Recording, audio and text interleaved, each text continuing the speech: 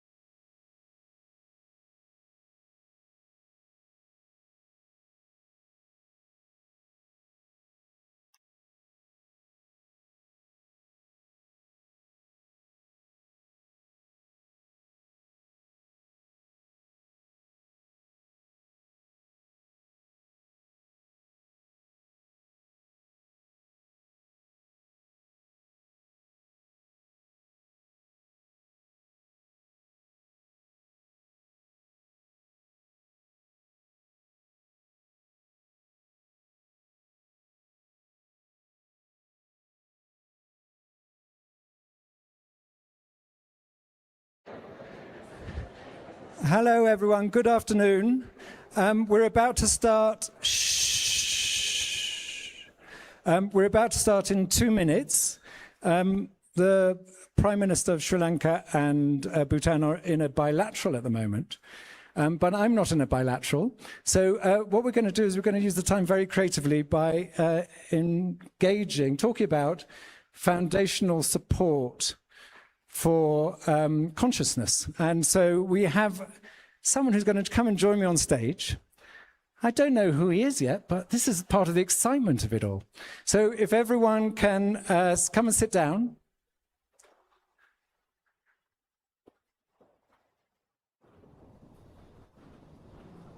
Wonderful. Great. So this is an impromptu conversation. Indeed it is. Who are you? Wonderful. I don't even know your name. What's your name? This is the perfect introduction. Well, hello, everyone. My name is Stephen Harris. Currently serve as Vice President of Ecosystem Transformation at the Fetzer Institute. It's a philanthropic foundation based in Kalamazoo, Michigan. And we have the very easy mission of helping build the spiritual foundation for a loving world. And so it's always very dangerous for someone to announce they're from a foundation, because then they get a queue of 100 people afterwards asking for money. So my one request to everyone is to leave you alone and to allow you to be here as a participant, not as a bank card, not as an ATM. So, but let's talk about that. Sure. Because actually this wish to bring consciousness into the mainstream is not your traditional funded. Sure. Most foundations fund specific projects with specific aims, specific goals. It's very, very difficult. I know, in my own experience, it's very, very difficult to find funding for things that are not clear and concise in a traditional way. Yeah. So what is it about the Fetzer Institute? What do you offer? And what is the origin of it? Oh, that's a great question. Thank you for that. Well, our founder, John Fetzer himself, had a particular commitment to thinking about the intersection of what we call sacred worldview or a spiritual worldview and the impact that has in the material world, and wanting to expand that, wanting to support that, encourage that. And I think a good succinct way to think about Fetzer and how we think about what we're trying to catalyze. We've heard a number of conversations earlier about the incredible complexity of the challenges that we're confronting, the material challenges that we're confronting. I think Fetzer is also asking the attendant question, not just what must we need to do, but what kind of humanity needs to be cultivated in order to do the work that needs to be done. And that is a question of worldview. That is a question of grounding, of inner work. What kind of capacities need to be formed in order to take up the challenges that we're currently confronting? And for Fetzer, that brings us very close to conversations about spirituality, about religion, that we think are very much so needed. In many ways, it's the central allergy that I think this conversation is trying to advance. And since we're trying to bring this into the mainstream, what is it that you're learning about what gets traction in this world? Because coming back to Prime Minister earlier, said it's great to have contemplation, but unless it goes into action, it just becomes reflection. So what are you learning along the way through your funding about what actually, are there any principles you're learning about what is it that creates traction? Are there particular areas that you think, this area, actually, we're finding a lot of traction, other areas not? So can you give us a bit of juice here? We speak at two levels, and I think it cannot be overstated. And we say this soberly, but I think it's important that we acknowledge this. And we perhaps have experiences in our own individual lives. It's usually at the site of deep challenge or conflict or even trauma that we come to a realization that we need something else. And so actually what we're finding in this moment of deep fracture and of deep challenge is the encouraging evidences of individuals wanting more, wanting to draw from more, reaching the ends of human agency and asking, is there anything else that I can appeal to help me endure what we're enduring? So that's one, and I don't think that can be overstated. It's a moment, and it's a particular opening that individuals are actually asking these kind of anthropological questions about what it means to be human and what does value and what does morality have to say about our current moment. But specifically, we've actually tried something here that we've been really encouraged by. With our funding, one of the things that we've had added to it is what we call spiritual development support. And this is our way of acknowledging that when we come into partnership with an endeavor or an organization or a leader, we're not merely interested in the material work that you do in the world. We are, and we want to see that advance. But we're interested in your development, your inner capacity development. We're interested in your ongoing spiritual grounding.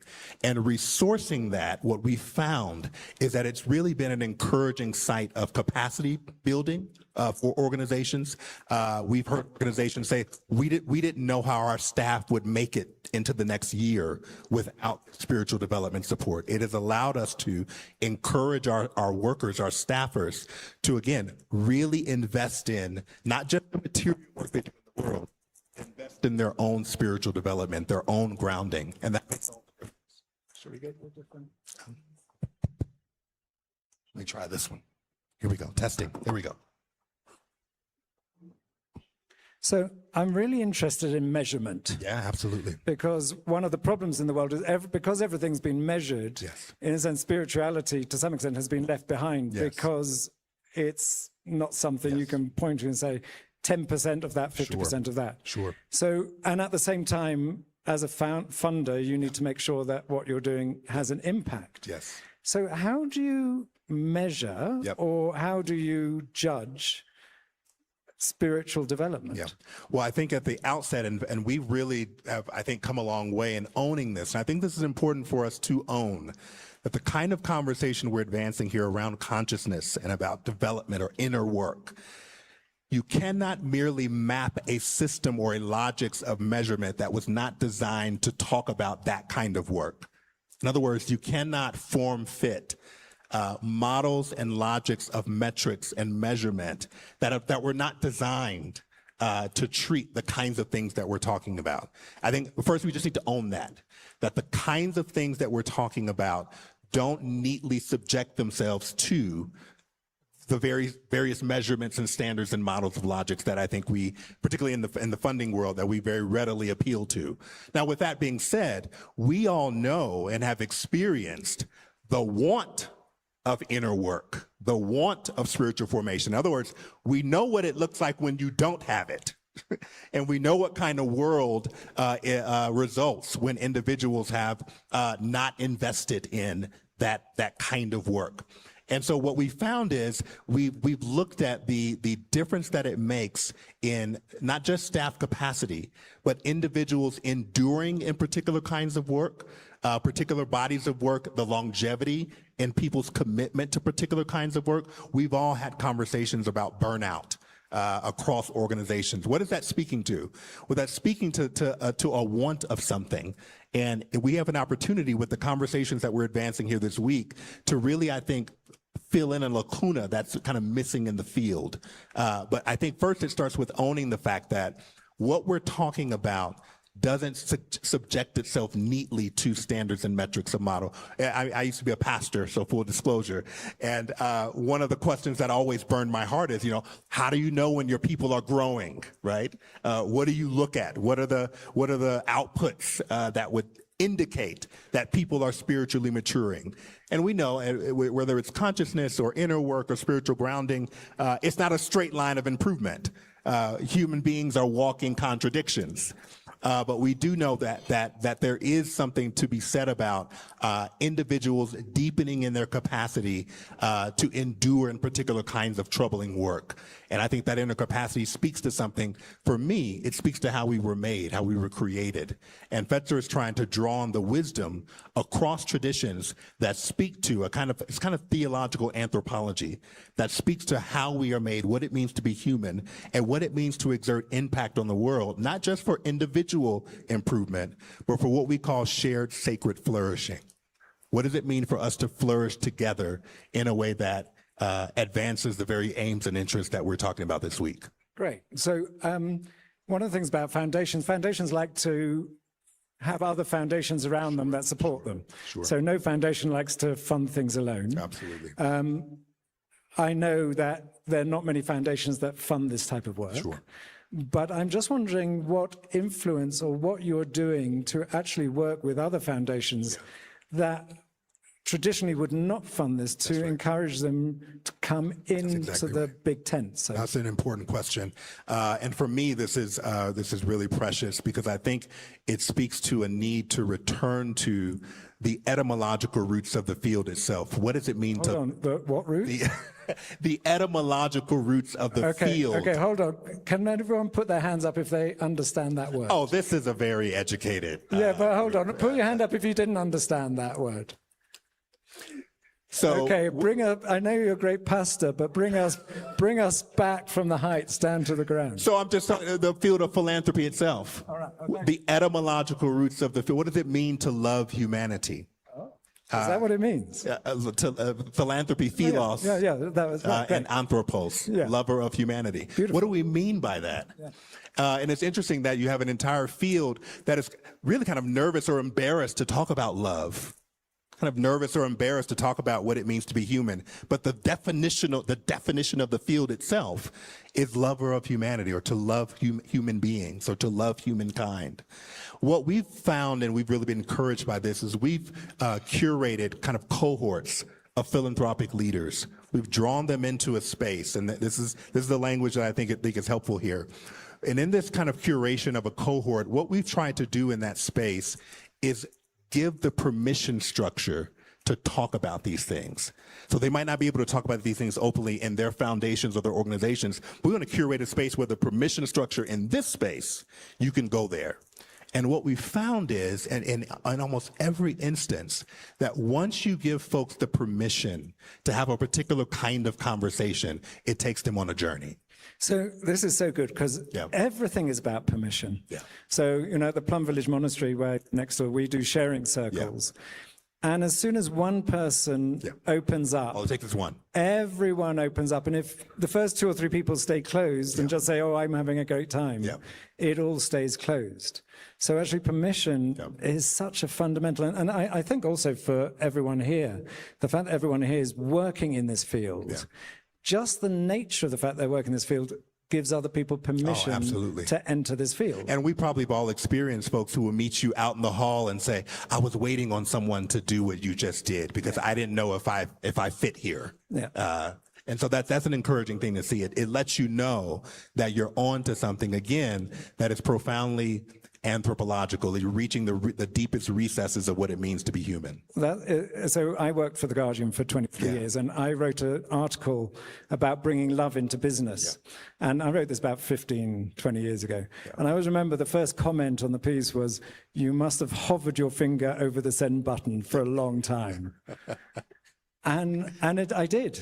It probably took me 6 months to summon up the courage to actually write in The Guardian about love and business. Yeah, that's right. And so, but actually when you do, you realize actually a lot of people are very, very thankful to it. Yeah, and it raises a curiosity, what is lost and what is missing if those, what one sociologist called, if those plausibility structures, those boundaries aren't broken through, then how much are we at a loss for the kind and the quality of a conversation or an organization or an endeavor that we miss out on when we rob ourselves of these needful resources? And so it's incredibly important, and each of us here kind of represents an opportunity to go back and to expand and extend the boundaries of that permission structure. And I'm really, because you said you're a pastor, you're working in this field. So what are you learning for yourself? Because, you're meeting all these organizations, you're starting to find patterns of behavior. So actually it's a double question. First is, what are you learning about yourself? Yeah, sure. What are you noticing in this field? If, Sharma talked to you earlier about a social field. What are you learning about where we're seeing gains and where things are moving. Yeah, that's a great, I appreciate that. One of the things these kinds of experiences and convenings reminds you of is how much we have in common. And while we may know that kind of intellectually, experiencing it at the human to human level is, I think, a profound thing. That I've had a number of conversations with individuals this week who are here, and depending on where you are in the world and depending on what school systems look like, you may have missed the first day of school for your children, or maybe that's happened recently. And at a global summit on conscious food systems, how many conversations I've had about parenting and about kids starting school. There's so much that we share in common in the human experience. And actually the site of encounter with individuals who you have deep difference with is, I think, a profound space to also realize how much you also have in common. And that experience for me is always precious, and each individual encounter adds to that. So that's the personal thing that I derive from. Okay, and what are you noticing in the field? Yeah, well, this certainly is, and we've heard this reiterated, this resonated across the commentary that has already been provided, and it's important for us to recognize this. No one initiative or endeavor or leader can do this alone. And what that's been repeated this morning again. It's been repeated again and again. And what, even in the philanthropic sector, what entities are realizing and are opening up to is the opportunity to collaborate and to join resources, recognizing that, again, the challenges that we're confronting extend far beyond the boundaries of the capacity of a single endeavor or a single leader. And so what we have here is just an amalgam of local, contextual, in many ways, encouraging sites of work that's being done. How can we draw from all of these representations and have a conversation about what is resonant across these things that we might further catalyze this kind of movement? Great. And what frustrates you most? And the reason I ask, the reason I ask is because you said we're walking contradictions. Yes. So, you can be working with an organization that looks as though it's doing all the right things. Yeah. And then you go inside it and you realize it's ridden with conflict. And because there's this expectation, and we have this with Bhutan, everyone comes to Bhutan thinking it's a magical kingdom. And it has magic in it, but it also has some very big challenges to face as well. Sure. So I'm not quite sure the question, but the question really is, there's a deep wish in you and FETSA to create that change, but sometimes you're going to work with an organization and it just doesn't turn out to be what you were hoping it would be. Certainly. Well, I speak a lot in the language of worldviews, and all of the things that we've been speaking about and will be talking about, kind of hyper-individualism, kind of entrenched polarization, exploitation and extraction, all of these things, we can go on and on and on. These are species of particular kinds of worldviews, ways of inhabiting the world. And what this conversation that we're trying to advance this week is our languages and species of a different worldview. We're trying to, in many ways, call people into an imagination of what it might look like to exist and live and be otherwise. One of the things that I think is frustrating, if I have to use that language, we can sometimes be very sheepish or shy about a conversation about whether it's consciousness or spirituality or even religion. There's a nervousness there. And one of the things that I would want us to own, or at least to be just as critical about, are the very worldviews that got us in the mess that we're in right now. Can we not be, we can almost be very shy to talk about language of love and consciousness and well-being, because we know what, in a very kind of disenchanted world, what that language might be confronted with. But can we just pause and say that what we've been trying isn't working? So can we be just as frustrated and critical about the worldviews that have arrived us at this complex of crises, and openly embrace and own the fact that we are trying to inhabit and live out worldviews that are very much so contrary to the worldviews that have, again, arrived us at the complexity and challenges that we're confronting?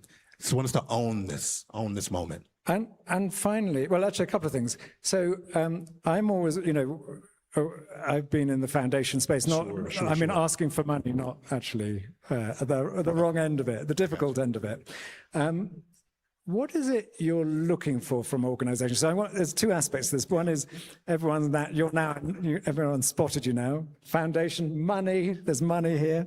Yeah. So what is it how, if people look up FETS, they're not interested, how do they find out more? And how would you like your next 4 days to be so that that they're not people sort of hunting you down? Well, listen, I welcome the conversation. I'm always encouraged to hear about the incredible work that's being done in the world. Whether that results in a funding advance from us is an entirely different conversation. But I think one of the things that has been said is, and I think this week provides us with the opportunity, first is just awareness of what is going on. We can't talk about fields of coherence without awareness. A lot of times, and we're often in conversations in the hallway, I had no idea this was happening. Well, great, now you know. And that awareness, I think, has its own kind of capital to it. And so I'm happy to talk to anybody. Don't avoid me now that he said this, right? I feel very sad about that. But one of the things we look for and we try to catalyze and commend is just an openness and a curiosity. Again, whether it's organizational cultures or particular bodies of work, how are we thinking about the material work that we want to do in the world and the inner work, the inner capacities, the inner grounding that is going to be needed to accomplish that work?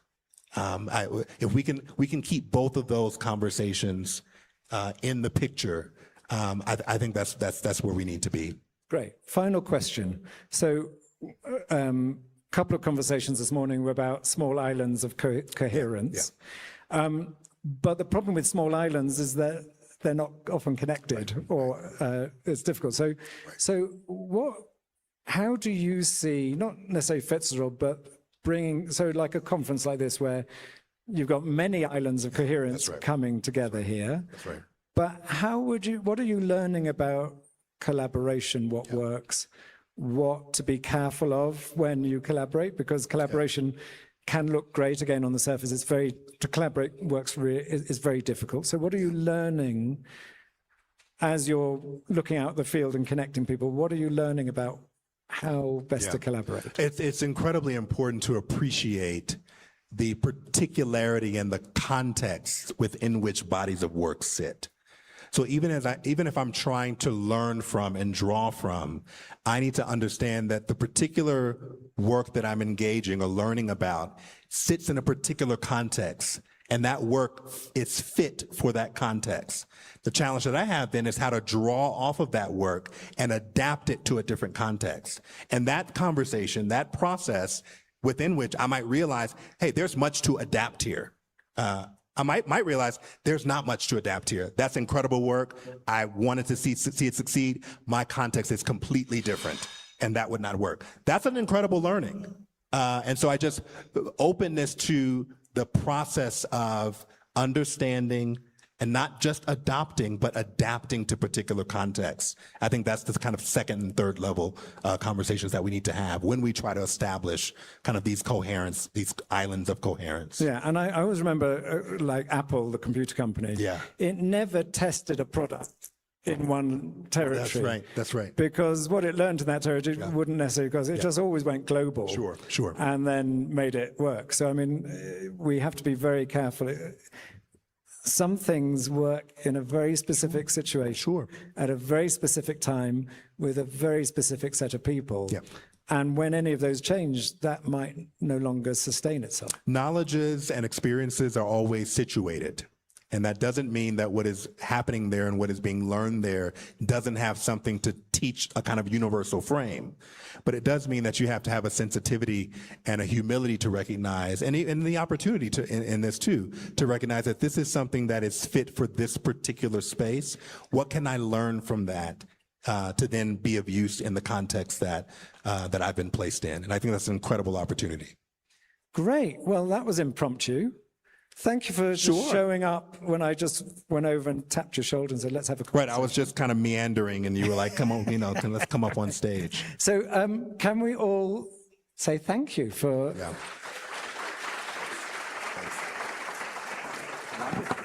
you. Thank you so much. You still have more time to fill, I guess. So let me just work out time. Charlotte, what is going on?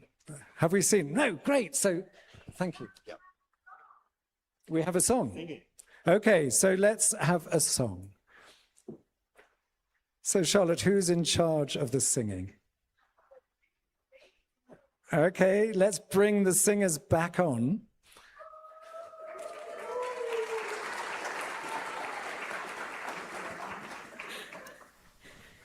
So how is everybody? Woo! How is the energy in the room? Energy thermometer. What is it? Come on. We can do energy thermometer. So who is very excited and ready? Here. Oh, who is so? Okay, who is slow? I need a song. Okay, so everyone need a song. So, given the fact that we have our tagline, activating the heart for food systems transformation, we choose a song on love, but very easy one, so we can all sing together again. So please, stand up with us.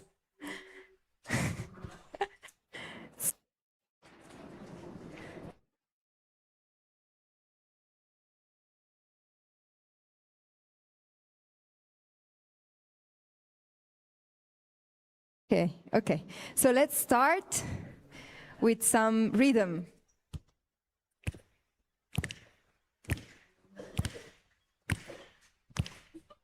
Good. Okay. I said L. I said L-O. L-O-V. L-O-V-E.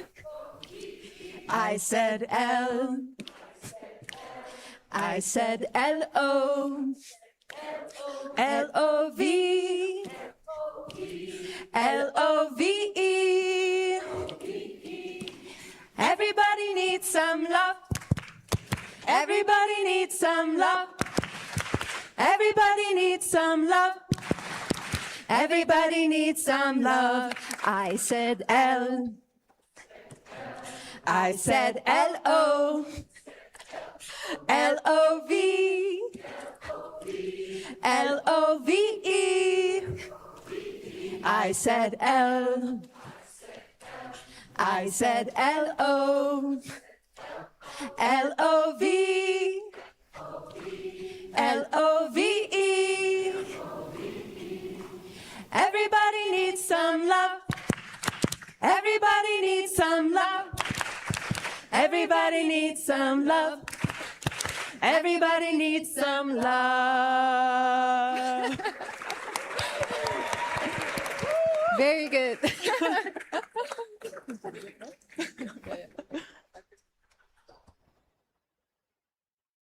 Oh.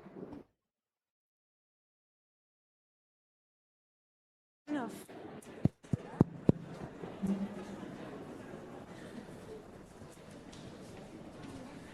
Great. So what we're going to do, so we have a session now which was going to involve the Prime Minister of Bhutan and Sri Lanka and Prasadi and Godfrey. But since the Prime Ministers are determining the future of the world, what I'm going to do is invite Prasadi and Godfrey up now. We'll start the conversation, and then if the Prime Ministers show up, then we will include them. So Prasadi and Godfrey, come up and let's start this.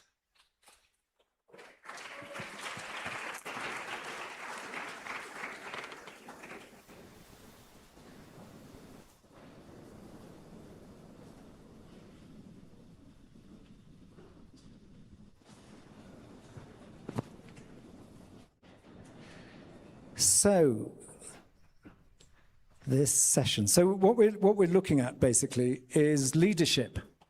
And the way we were going to run it was to look at leadership from the top, in other words, from the prime ministerial position of how do you drive change and leadership from the top. And then we have two amazing people here who are working at the grassroots level. But since most change happens at the grassroots level, we'll invite the prime ministers when they're finished, and look at where change really happens, which is on the ground. So I would like you each to introduce yourself briefly. I could do it, but I won't do it as well as you. So Godfrey, tell us very briefly just who you are and the organization you work with. Prasadi the same, and then we will kick off. My name is Godfrey. I'm a founder of a movement. Godfrey, if you hold it close. Okay, sorry. My name is Godfrey. Is it better? Good. My name is Godfrey. For more than 40 years, I've been working in a system to build a regenerative community. That is, regenerative system living community, as what we're talking about. Not only that, but also to build the agency, people who are equipped to drive that movement. That's what we're doing. And this is the key on what we're doing today. Great. Thank you, Godfrey. Prasadi. Hello, everyone. I am Prasiddhi from India. Thank you so much, Joe, for bringing us on stage. It's a pleasure to be over here. Kuzuzam Pola, Namaste. I'm from India. I am 13 years old and possibly, well, I'm very sure the youngest speaker over here. I believe in hope and I believe in nature, and my work is essentially something that echoes that. It is divided in two parts. One is of action and another is of awareness. When we talk about action, my work is into nature-based solution projects like indigenous tree plantation, lake restoration, agroforestry, and working with rural communities, rural farmers, rural children, as well as with governments, world leaders, and all sorts of stakeholders. And when we talk about awareness, my work is focused on connecting with all stakeholders and ensuring that the very important voices of children and youth, the future, the stakeholders, who will eventually inherit everything that you do today, are a part of the conversation as the UNICEF India Youth Advocate and representing India at some of the most incredible forums like this one. Great. Well, you're both very welcome. Godfrey, I'd like to start with you. And also, by the way, Prasadi, I was just trying to memorize what I was doing or remember what I was doing at age 13. And I think I just started stamp collecting, I think. And yet at the age of 4, just to be clear, the age of 4, you actually started planting trees after seeing a cyclone. So that was my part. Sorry? That was my part. Yeah. So just tell me a little bit about that. Yeah. So from a very young age, I'm still young, only 13, but from always, I have really loved nature, just admiring the rustling of leaves, the buzzing of bees, sitting down if I see a frog or a butterfly, and just connecting with nature, because I found it so beautiful that everything in nature really has a purpose, right? If you see a leaf fall down, it goes into the soil, it decomposes, and then a new one comes. And here we are figuring out how to advance in circular economy when the answers really lie in nature. So I've loved that about nature. But then in 2016, when I was just 4 years old, treating trees like my friends as this little girl who loves nature, I witnessed Varda cyclone in 2016 on the shore of Tamil Nadu in South India. We are prone to cyclones a lot of the times. And seeing that, it just broke my heart, because trees are my friends. Looking at them getting uprooted, the road flooded, I felt the need to have to do something. And so I asked myself this question, that instead of saying who will fix it, I asked, what can I do? And that really resulted in me participating in tree plantation drives as this 4-year-old little girl, going, participating, learning from experts, farmers, villagers. And then at the age of 6, after doing this for 2 good years, I took a mission, a much larger mission. In fact, so I remember very clearly the tree plantation was ending, which was going on for 2 years, very large drive, and I was sad. And the 6-year-old little girl, I go in the middle of everybody and I say, I will also plant 100,000 trees, because I'd heard that the whole tree plantation was of 100,000 trees. And you know, this person comes up to me. Everybody knew me, I was regular.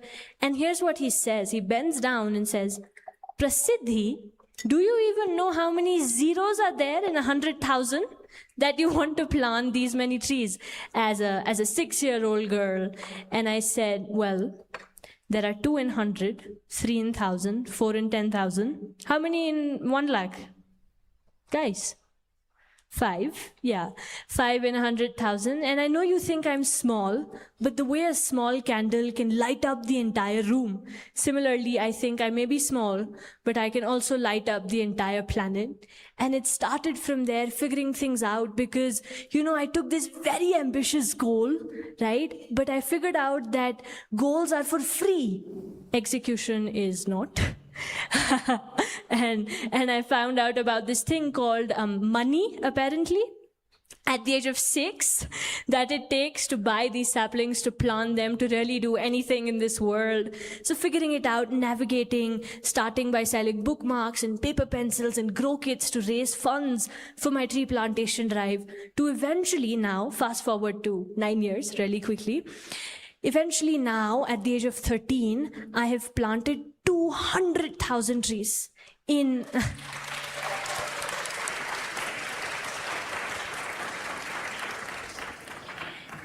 and in 125 places, working with all the stakeholders and building my own nursery, building my own community, my own team, and now also doing lake restoration and agroforestry, and evolving it from what that 4-year-old girl wanted to plant only 1 tree to eventually now this.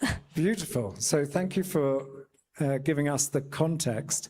And we're going to get into leadership in a minute, but Godfrey, just tell us a little bit about your journey, because you built this whole amazingly respected organization in Benin. It's now spread across West Africa, and you have completely transformed this idea of Africa being a place where it needs help to actually recognize that within the community there's this extraordinary volcano of energy and intelligence and creativity that just needs to be wait to unleash it.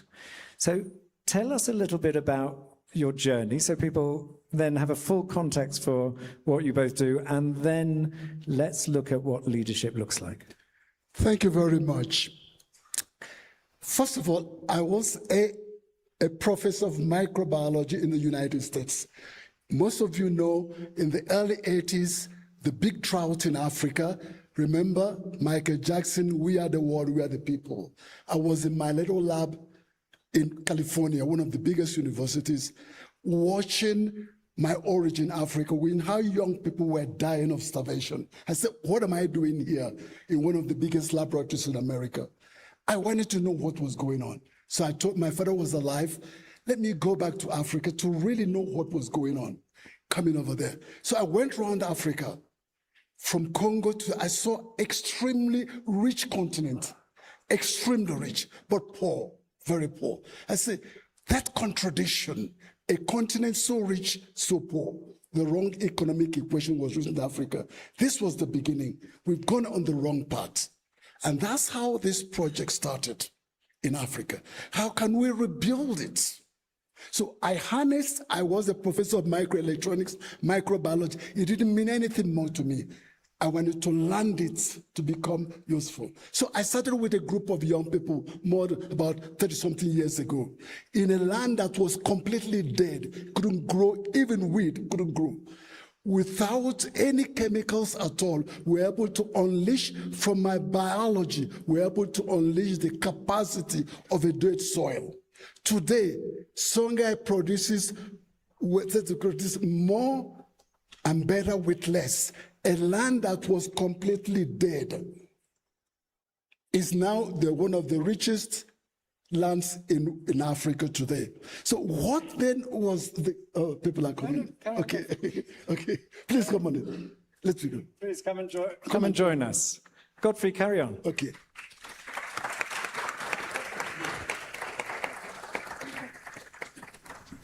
So it's very good that the prime ministers have come over here. I was telling them that in this type of thing which we are doing from afar, there is something on the ground. The development has to, like where the tire hits the road over there. We talked about, two talks today about policy, wonderful type of thing. But also what we are looking at, honorable ministers, is that there's something, two of us from the grassroots, there's some energy building up over the ground, because that is where it happens. The policy is good, but on the ground over there. So we're working from over there, working together. So today, to build up today, what we're trying to do, conscious leadership over there. How do we build it? The question, how do we build this conscious leadership? We must be as radical as possible. People who consciously build the human agency. Able to what you talked about today, people have refusing is no longer working. It's one of the elements, nothing is working over there. It's not working. But then the question is, can we, where people say it's not working, and what about how do we want it to work? From where it's not working out, what is the agency necessary to build from where it's not working to where we work today? This is where we're now working. So we see, how do we do that? We must map out how do we create that agency that's really equipped in such a way, for example, context in West Africa where we're working, landed down. West Africa very soon is going to be about 500 million people. West Africa, 500 million people. And the land, 500 million very soon. And the land is degrading almost 70%. So we see a population mounting and the land per capita diminishing. This is not a problem, but the problem is the degradation is high, 70%. So consciously, this land is degrading, is a time bomb. Is the way to, is a time of, if we don't do anything today, it's going to be catastrophic. Going to be catastrophic. So the question is, how can we create a human agency capable of leading us from where we are today in those territories where people now can change those territories to become regenerative, living ecosystems that can create food, that produce more and better with less, stabilize the environment, make sure that the territories, instead of diminishing, the elements of production, honorable ministers, instead of being finite, particularly in West Africa, dangerously finite, we can unleash the technology to make energy and the biological capitals non-finite, becomes very, very elastic. Who can do it? Godfrey. Who can do it? So Godfrey, this is, yeah. let me land it now. So who can do this? So the question of it is now how the type of leadership today who are capable of doing that reverse, changing that reverse so that we can lead to a sustainable system where things are now working together. Great. So that's what we're doing. Godfrey, thank you. So, Prime Ministers, welcome back. So we've just been sort of talking about giving context for what Prasidi and Godfrey are doing. But this session is about conscious leadership. So, Prime Minister, no, I'm going to start with you, Prime Minister, because you have written a book about conscious leadership. And so I just want to look, what are you learning about leadership? Because you're Prime Minister, so you're at a very senior position. But what you're also trying to do is unleash that sort of flow of energy and creativity at the base as well. So can you just talk to us about what you have learned about what conscious leadership is and how it differs from any other type of leadership?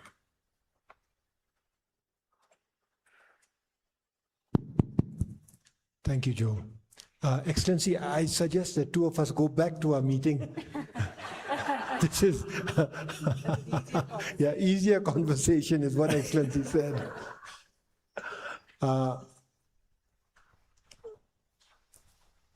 Every once in a while, I make a big mistake. And attempting to write a book was one such mistake.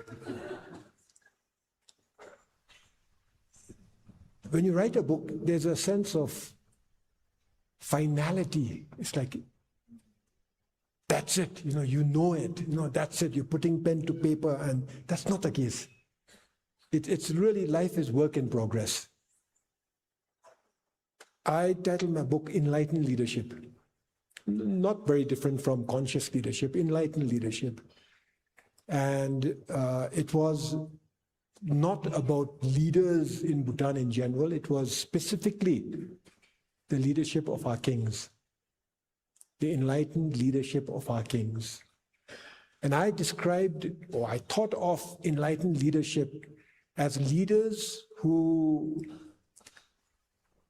are affected with three principal values, who display three principal values: wisdom, compassion, and courage.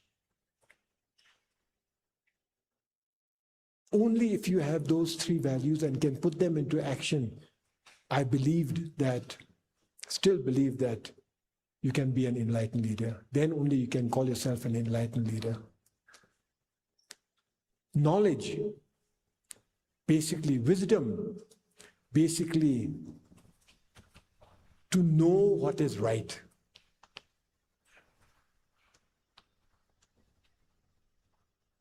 Compassion, really to care for what is right. Knowing what is right is not enough. Many of us know what is right. When you talk of conscious food, we know what is right. But the farmer, the person who prepared it, the markets, the economics of it, the nature, relationship with nature, relationship with our futures, knowing what is right is important. But caring for what is right really makes what you know, prepares it to put into action. And that's where courage is required, to do what is right. And leaders too often are, leaders know what is right. Leaders also care what is right. But when it comes to doing what is right, many of us do not have the courage. It takes political courage. And therefore, I believe that you must have, to be an enlightened leader, you must have the courage, the wisdom to know, the compassion to care, and the courage to do. And when you look out in the world at the politicians and leaders that are currently governing sort of the major countries around the world, and you see that actually at the moment, and this is what we were talking about this morning, the moment that everyone needs to step up, that people are actually retreating. What's your sensing of what it is about the lack of leadership that would allow people to walk backwards when they need to go forwards? There are many types of leadership, many levels of leadership. If we look to political leadership and the highest offices as the only leaders, then we are poorer as a civilization. There are different types of leaders. Yeah, and maybe if you want to look at, if you want to be inspired, look at those who lead families, those who lead grassroots, those who lead youth, those who lead spiritually. There are many in terms of environment and sustainability and human rights. There are many leaders that go about their job of leadership, exercising leadership very quietly. If you look at the so-called political leaders and leaders of nations, unless you are, my friend, the Prime Minister of Sri Lanka, mostly you will not find examples. If you find examples, you will find examples not permitted. And just finally, before we pass it on, what is your biggest challenge you find for yourself in being wise, courageous, and compassionate? So you know, you're in a very senior, complex job. You have many pressures, I imagine. What is your challenge in showing up fully, and what supports you to show up fully? The biggest challenge is yourself, your own ego, your arrogance, and time. That's the biggest limiting factor. As a politician, your horizon is 5 years. Yeah, we've spent 2.5 of those 5 years. I have 2.5 more years left as a politician for this current term. Democracies are generally designed in such a way that you have to deliver within that time frame. Regardless of what you know, and regardless of what your heart tells you to care for, you've got to deliver so that the next round of elections, you will be remembered and rewarded.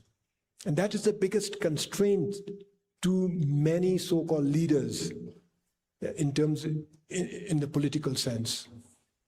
But there are many leaders who are not political, and they need to be listened to, because their wisdom and their compassion and their courage comes from a place that is timeless and comes from a place that is born of personal sacrifice, not for political gain during the time of elections. So you have youth leaders, but you also have leadership. This is why I refer to our kings as an enlightened king. Their responsibility, their wisdom, their compassion, their courage, and their responsibility transcends 5 years, in fact, transcends their lives and goes way into the future. And that's what makes them enlightened. And just finally on that point, as Prime Minister, how do you support that movement of leadership from youth leadership at different levels of society? So as the Prime Minister... I need to interrupt you. I'm not an expert in leadership, nor will I claim to be a leader, an enlightened leader, nor do I know enough of it to lecture on the subject. You can see that I have been getting increasingly uncomfortable talking about this. So I want to humbly request you to carry on, and I will listen. Right. I don't have answers. And of course, that is a sign of great leadership. Because there's so many people in the world, when asked a question, feel they have to give an answer. So thank you for showing up as a compassionate, wise, and courageous leader to say, actually, let's pass it on. So Harini, tell us, you can also not answer the question if you don't want to. but do you agree with those three sort of values, and how do you see wise leadership from your perspective? I think it's also a sign of a good leader to pass the buck, put someone else into trouble for a change. It's also smart leadership.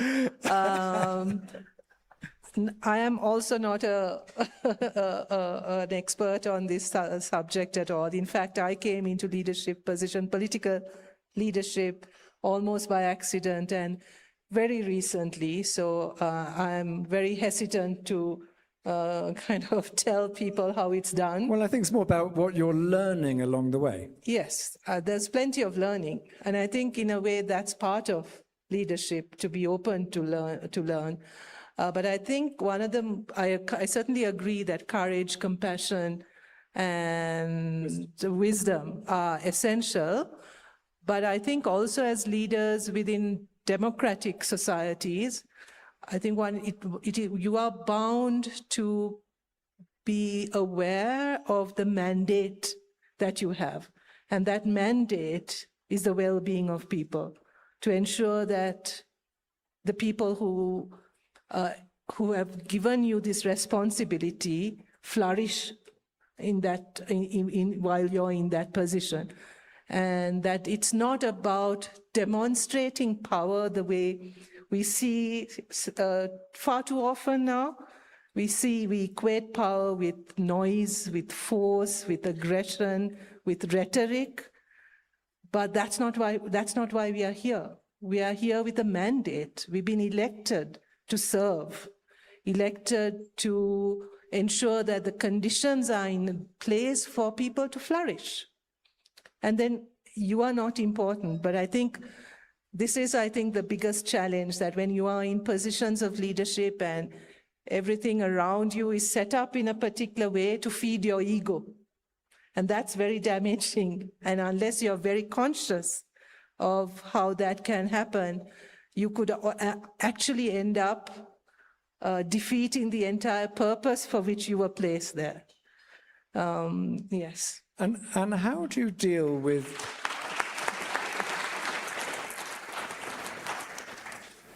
because one of the things about courage is sometimes doing things that are unpopular. And so how do you balance between the will of a people that sees a position which you may then disagree with fundamentally as the wrong direction, and that will cause more problems down the line. So I'm just wondering how you manage that, the risk of unpopularity versus the need to actually be really clear about what is right.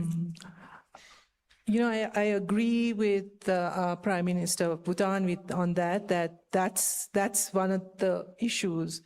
You know, when you're on a cycle and you're working with an election in your head, sometimes the compromises you make are not always based on rationality or even the mandate with which you were elected. I agree that that's an issue, but I think that's where you also need to trust people. If you trust people enough that if you speak to them, if you listen to them, if you give them enough information and they actually see things shifting, I think you can bring people along with you, you know, and to do that, then you have to be the kind of leader who's available, who doesn't resist being questioned or challenged. And I honestly think, and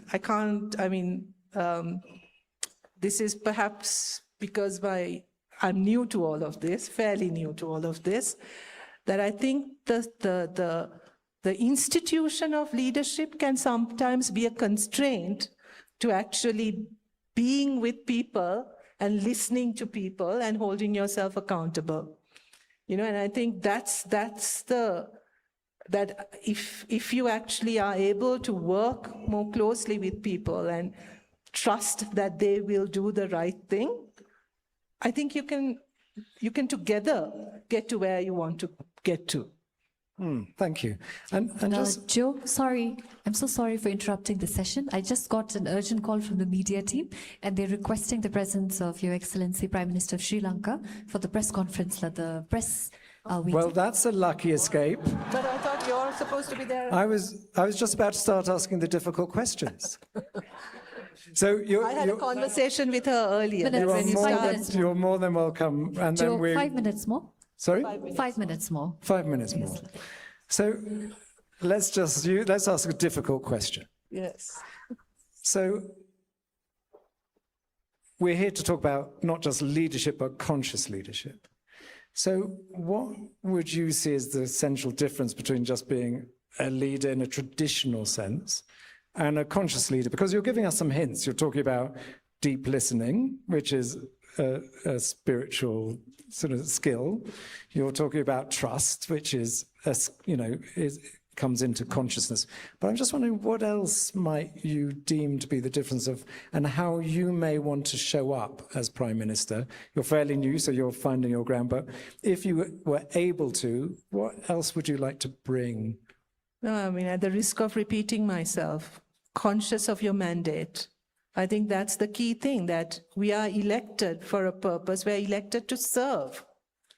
And we are elected to deliver on a particular mandate. And you have to be conscious of that mandate. And at the heart of that mandate is the well-being of the people that you are expected to serve. I think that is the key to being a conscious leader. And how do you see that in terms of community building? So it's a similar question the Prime Minister pushed away, but bringing it back to you is what would it look like to build that leadership, not just in the political sphere, but within civil society. How do you see the connection there? I think it is, again, investing in people's leadership, encouraging and facilitating that, whether it's community groups, households, families, really involving people in their own activities, in their governance, in sharing of ideas, in policy making. You know, I mean, Sri Lanka probably has a library full of policies that have never been implemented. And UNDP probably is responsible for almost 50% of that. But, you know, we have policies, and very good policies, but our problem has always been with implementation. And that is because people aren't involved in that. People are involved in sometimes you consulted for policy making, but that's it. Then they're not part of anything that follows. But I think if you sort of, you know, it's not that ultimately people know best what's for them as well. They need to have the right conditions and the institutions and the systems. You don't have to be present all the time. You know, so it's institution building, system building, placing your trust in people and letting them take the lead. And that, I think, will create the transformations that you are hopeful for, and ensure that all the consultancies that we spent on bringing in all these beautiful policies actually mean something real to people at the end of the day. Great, thank you. And last question before we release you two, and then we can come to the rest of the conversation, is can you talk, Prime Minister, also about trust? About that, you know, what it means to trust in process, to trust in life, not to try and, you know, the balance between trying to impose life and to allow things to emerge. Well, trust has become a very rare thing these days. At least if you go by the media and the social media and the geopolitical problems that we face, we get a feeling that there is an erosion of trust. In Bhutan, we've been fortunate because we've had the enlightened leadership of our kings, and they have earned our trust. The people of Bhutan trust them.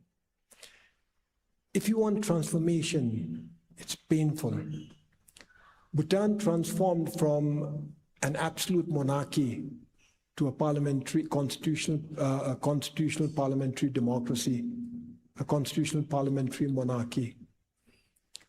Bhutan transformed from an absolute monarchy where power and authority was concentrated in the center through a process of decentralization to build community local governments and transfer power and authority to them. Democracy and decentralization, they were very transformative and they were very painful for Bhutanese because we had so much trust on our monarch.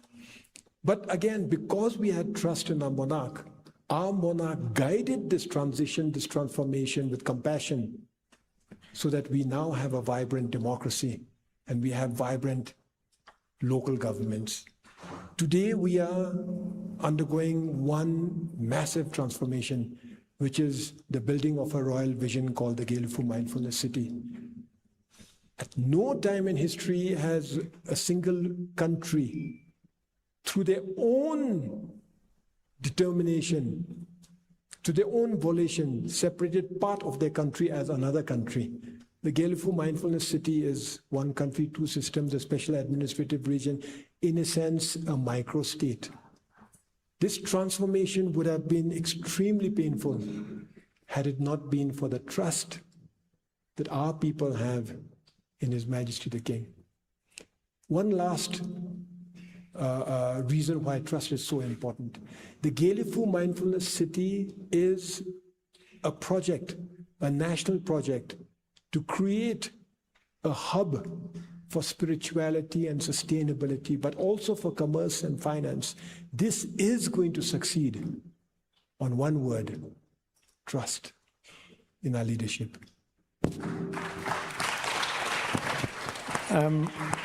Thank you, Prime Ministers. We will release you to go and talk to the press. So thank you, and now we will continue the conversation. You're free to leave. You survived. Well, congratulations. Thank you. So, Prasadi, let's talk about, this is leadership from the top. We see political leadership as having constraints and time-bound and all the rest of it. From your perspective, what does conscious leadership look like? Would you have the same wisdom, courage, and compassion, or would you have something very different? And what are you hearing differently about your understanding of grassroots leadership as opposed to sort of leadership from the top? You know, listening to the honorable prime ministers and all the other speakers today, actually, I realized I might be the only speaker here who still gets asked whether I finished my homework, which is interesting because after all, I'm only 13. But, you know, the reason I'm sharing this right now is I think that there is something so special about innocence and imagination, which I would really like to add to the list of these three, of power, courage, and wisdom, that you could call innocence, you could call imagination, because honestly, I want to, actually, let me ask you a question. You can probably raise your hands on it. How many of you know what GDP is? Yes, you can raise your hands a little higher so I can see them, a bit of stretching. Okay, now keep your hands up, guys. Keep your hands up. If you have a child or a niece or a nephew or children in your life whom you know and you love and protect, anybody, really a child around you, your family, all right. And how many of you think, keep your hands up, if you think that at the rate at which we are going right now with the climate crisis, they will have the same land, air, and water that you inherited? As expected. Because what I feel, honestly, is that ever since it was first introduced, I'm going to use GDP here as a metric to really give my perspective. Ever since it was first introduced, it became the sole way of measuring, growth and measuring success, right? More consumption, more extraction, as if it was the sole way, currency was the sole way that you could actually define growth. And this narrow lens, as we can see, I feel has pushed us to the brink. Forests have fallen, ocean levels are rising, heat waves are happening, climate catastrophes as the one we've witnessed in South Asia is happening. And this really calls for us to look at things differently, because something has to be going wrong that this is happening. And that's where I think we need to change our lens from, luxury and growth to life. And the best way I feel to do that as leaders in this room, as conscious leaders in this room, is to look at things from the child's eye, from the child's lens. Now, it might sound very optimistic and, flowery and hopeful, but what can I say? The young generation is hopeful, excited. And this is what we truly need at this point. I think to start counting a flourishing forest more than a fossil fuel fortune, to start counting cleaner air, better communities, cleaner water more than our quarterly profits, and to literally redefine success. And what I think this would look like in a more practical way, if you don't mind, I'd give my example over here. A practical way would be collaborating. So right now, young people, a lot of you, would have witnessed or would have seen around the globe are essentially are essentially actually migrating from their ancestral lands. And I want to connect food systems because it is about food systems, right? Are migrating from their ancestral lands, leaving it barren, leaving it, because it's parched and it's no longer fertile. And obviously the aging farmers can no longer look after our food systems. And this is very predominant in South India, where I do most of my work. Now, I saw this problem while I was doing tree plantation, and as a problem solver, right, I used my innocence and my imagination to really find a way to make it work out. What I felt was that what if we could involve all the stakeholders and make it a more collaborative approach? So what I did was, instead of going there as this expert or this leader or this person who knows what's best for them, I went and I spoke and I learned. Because sometimes I think as leaders, people tend to impose policies from a perspective that they see from the bottom. They forget to see the grassroots perspective. And that is what I tried to do. What that ended up resulting in is transforming these, barren lands into trees, not just with timber monoculture, but instead with biodiverse, dense fruit forests. And 2-3 years later, I go back and I see that there are these rural children who are plucking fruits from the trees, eating them, enjoying nature. And I think we need to celebrate this success through our imagination and innocence to become conscious leaders. Great, thank you. So,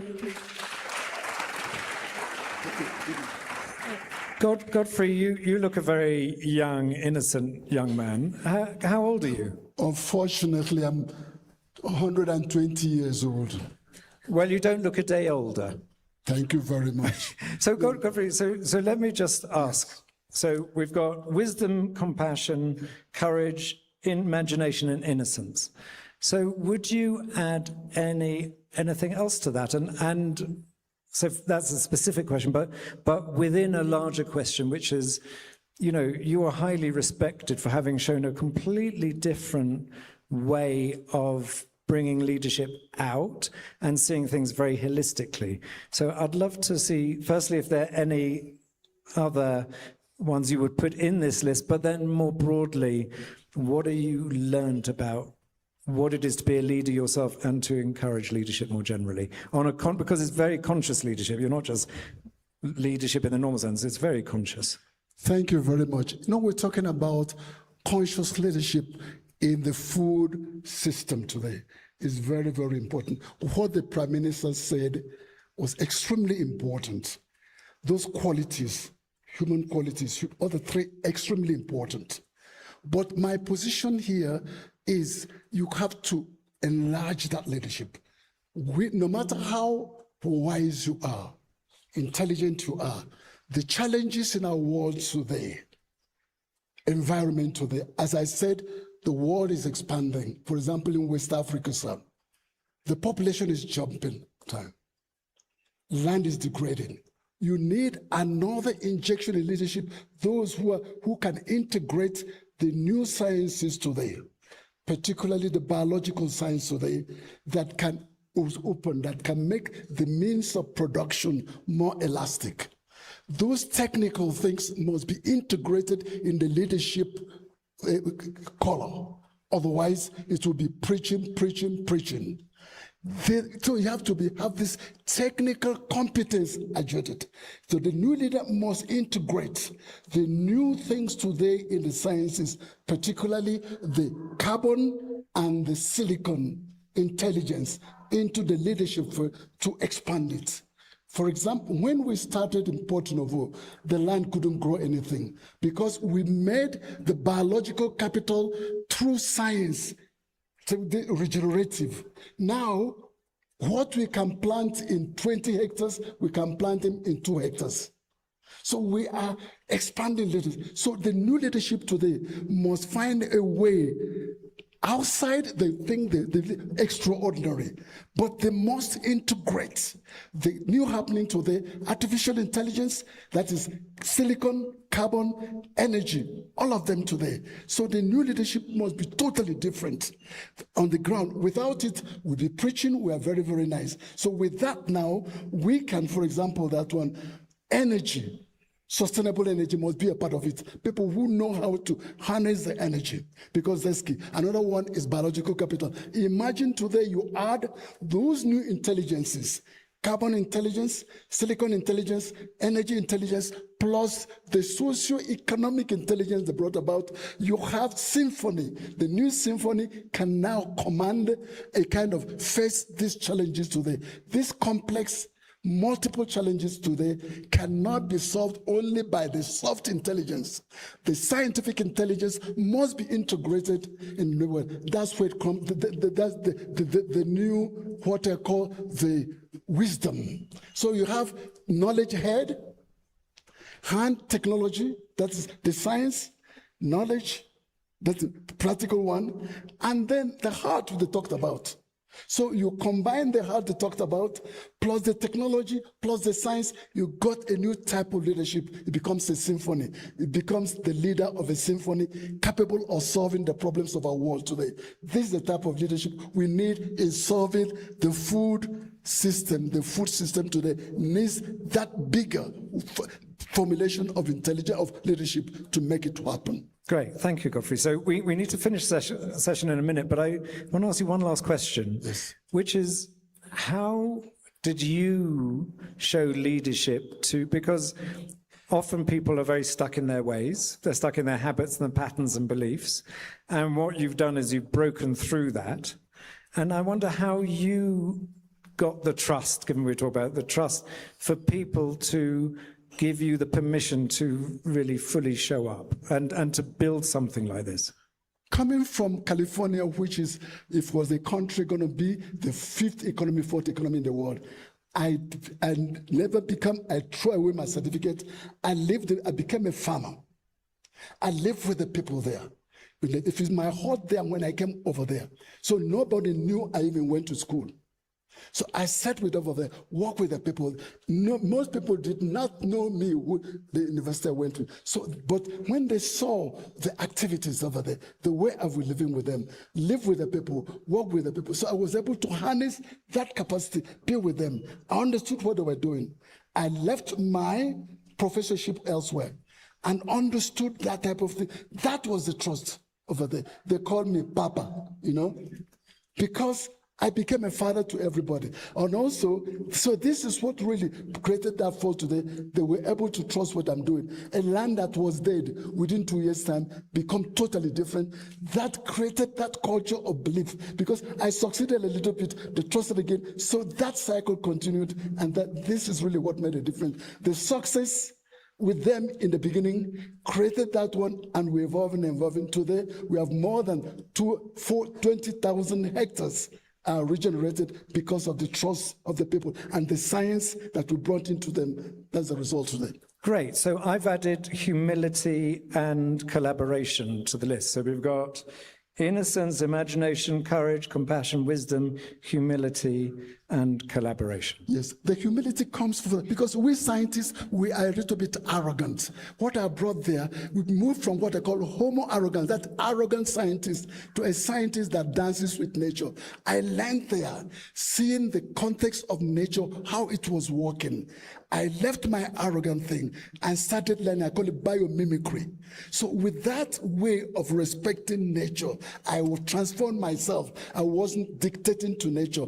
I learned from them. Homo arrogance became homo humilians, become humble man. That was become this dancing with nature, made everybody, not dancing, but with the microbes, every kind of thing, bringing everybody together. So even the woman who didn't go to school understand microbes. Everybody working. So we created a new community of people who respected each other, who danced together, and the result is, and people now clamoring to become. But most importantly, young people who didn't want agriculture. Agriculture became sexy for them because it became interesting. They were integrating biology, sciences to make, we are producing more and better with less, because we're able to build a big nexus, carbon, silicon, electromagnetism, renewable energy, into this new tool of transforming things. So this is the... Okay, you've convinced me, Godfrey. Thank you very much. So we're going to come to an end now, but Prasidi, you are going to close the proceeding. So thank you. Okay, guys. So I'm a good problem solver. I'm also a good observer. I can see those who are in the phone, those who aren't listening. So, if you could just look at me for a bit. Can I have my phone, please? So I want to share with all of you very quickly that, as I was telling you earlier, I am from the young generation, Gen Alpha, the generation that comes after Gen Z, and we have a bit exciting way of doing things. We don't just work on you raise your hands, you say yes. We don't believe all that. We need a little bit of a vibe that we say. So I have actually taken a very, very big mission. Would you like to know my mission? Do you hear them? Okay, yeah, the vibe is coming. And my mission is to plant 10 million trees.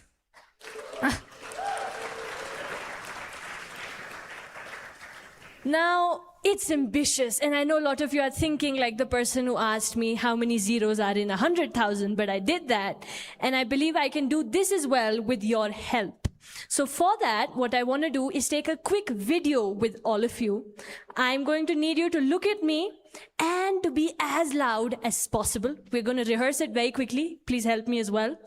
I'm going to ask you, who are we? And you need to shout, change makers. Who are we?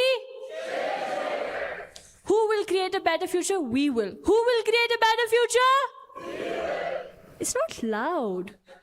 Who will create a better planet? We will. And then when will we do it? Now. When will we do it? Now. Okay, perfect. So let's do this, guys. I look good, I think. Hello, everyone. We are here at KOFSA Summit in Bhutan with amazing people. I'm on stage, and we have a special message for all of you. Who are we? Who will create a better future? Who will create a better planet? When will we do it? Yeah, let's go.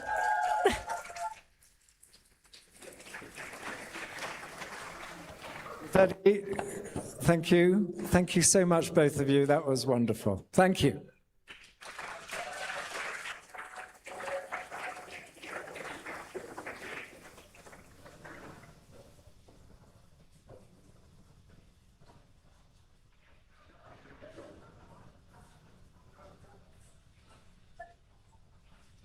Yes.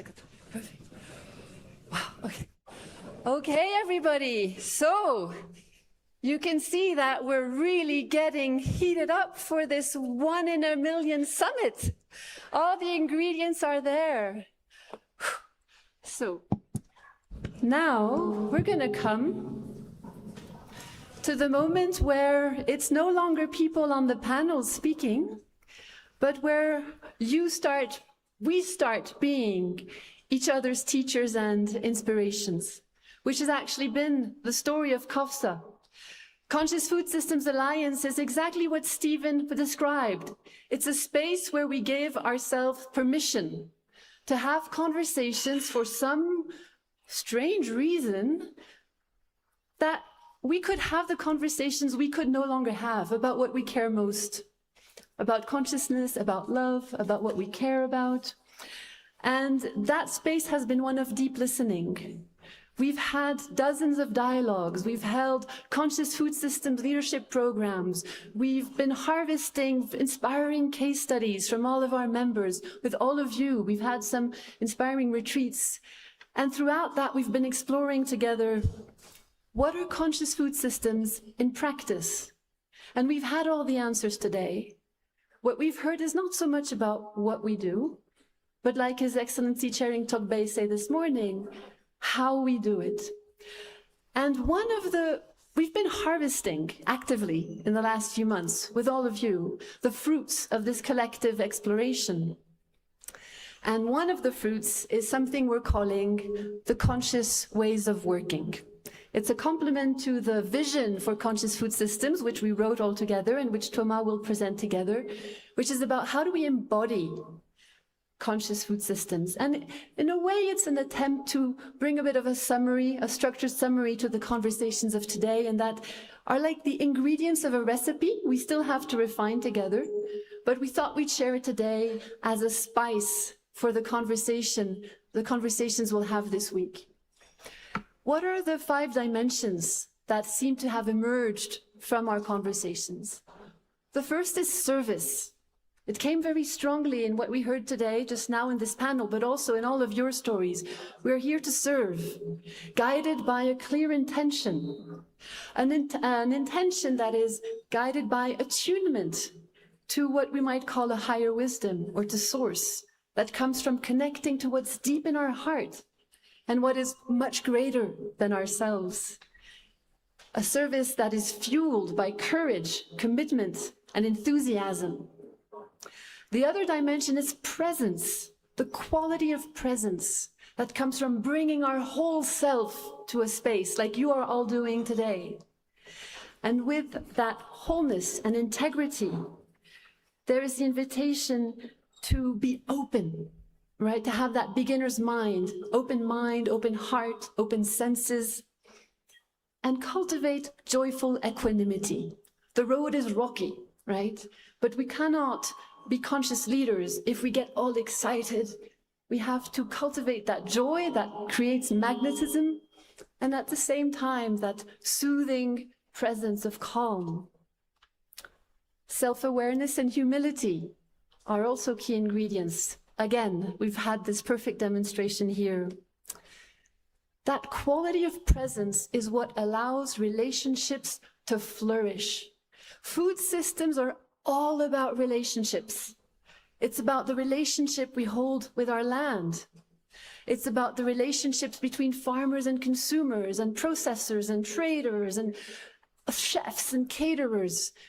Food systems are webs of relationships, and unfortunately today, food systems are characterized by extraction, abuse, by polarization and conflict. But it's also characterized by solidarity, and conscious food systems is about healing those relationships. The ingredients for those transformations are empathy, non-judgment. Can we actually do that? Not judge? Be ready to receive the other person in their ways of seeing the world and being? It's also about acceptance, and the hardest thing of all, forgiveness. But without that, can we really transform the relationships that need to be transformed and healed?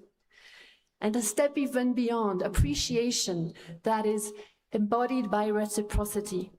All of this nurtured by authentic communication that comes with deep listening, but also naming the shadows and the pains and being ready to have a dialogue fueled by respect.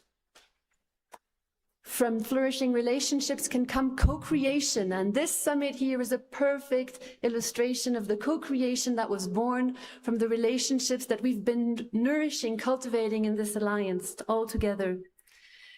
That co-creation requires creating safe spaces where we can align and build coherence, integrating multiple perspectives and embracing complexity. But it also requires us to be conscious of the power dynamics and ensure that the spaces are inclusive, not being naive of the elephants that are often standing in the room. And when we co-create, we allow evolution to happen, not just random evolution, conscious evolutions towards food systems that can generate health, equity, regeneration, and a new term we are seeding this week, inner nourishment. Isn't it true? Doesn't food nourish us way beyond calories? And from that, this is born from emergence. Systems don't work in linear ways. We know that, but yet do we really work along those lines? It's about creating spaces that allow that emergence. It's about cultivating non-attachment to the results of our work, allowing life with a big L to sometimes achieve through us things that are much bigger than we could have even imagined. And that requires learning and adaptation, again, like the Honorable Prime Ministers just demonstrated today. And not forgetting what we're going to do on Friday and all of this week, celebrating our successes, but also celebrating what we're learning as we fail, right? Because it's always a messy road, and it's a never-ending one too. So these are words that I wanted to share. They're placed here in one of the elements of the framework. Elements, ingredients we think are often invisible, and as Stephen was saying earlier, unmeasurable. And yet those are the ingredients that create the magic that maybe some of us are feeling here today. And so now I'd like to invite you all to take 2 new friends, people you haven't necessarily spoken to yet, and go for a walk. And as you go for a walk, you can discuss 2 questions that my friends will put up on the screen. What does cultivating consciousness and conscious leadership in my work look and feel like? And how can this week enrich my consciousness? What relationships do I wish to cultivate? And which opportunities for co-creation can I harvest? And we can leave this slide on the screen. So you can go for a walk. You have until 4 o'clock. You can grab a cup of tea on the way. And as you do so, I invite you to not just listen to each other, but also listen to the land. The mountains here are recognized as sacred. And I've had this hunch recently that maybe we haven't chosen to be here.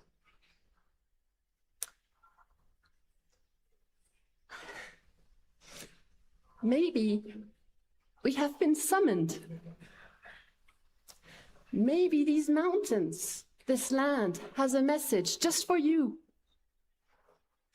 And I hope that we are given the chance to hear it. It might come in the song, it might come in the bird song, it might come in the voice of a child or in a flower. But let's be here this week, fully present to the magic of this land that has summoned us. See you at 4.